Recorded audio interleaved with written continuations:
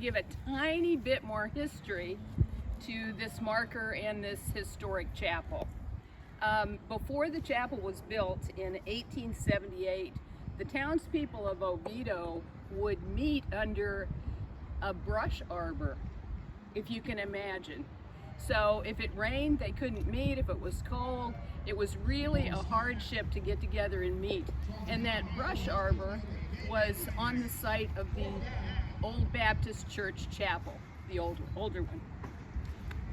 As you can imagine, the social life of the town centered around the churches. I mean, they held community events. It was a place to socialize. They met with their neighbors and their friends. And there are some accounts that say because the courts were so far away that churches would hold court so that people did not have to travel. So in 1874, when Dr. Henry Foster and his wife Mary came to Oviedo from Clifton Springs, New York, and they built their winter home on the north side of Lake Charm, they brought with them a strong work ethic and material wealth. And Dr. Foster had been raised in a Methodist home, and he was devoutly religious and charitable. And the Fosters saw an immediate need with people meeting under a brush arbor.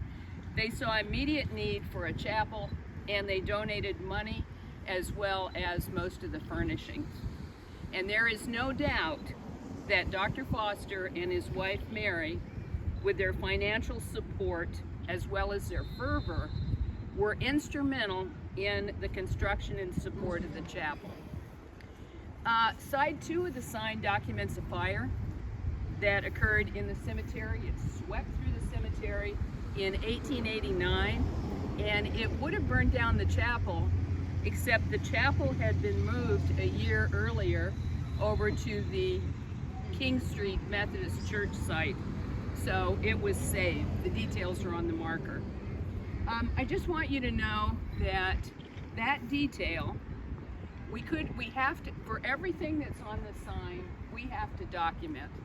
And not only do we document it, but when we send it in to the state committee, historical committee, for their approval, they document it. And if they don't think there's enough documentation, they do their own research, and Megan and I can tell you that for a fact. Kick it back. Yeah. Right. That's what we do. So I had to contact researchers, historic researchers at UCF, to get the written proof that there really was a fire here. It wasn't enough for people to just say it happened. So we had to include that. Because this site is so visible from the road and the Oviedo High School. I taught for 30 years at Oviedo High School, as you know. I had students often ask me, whose cemetery is that? That was before the Methodist Church put up the identifying sign. So there's a lot of interest in this site. The students are interested in it. Thousands of Oviedo citizens pass by here every day. We thought it was very important to document the site of Foster Chapel. Thank you.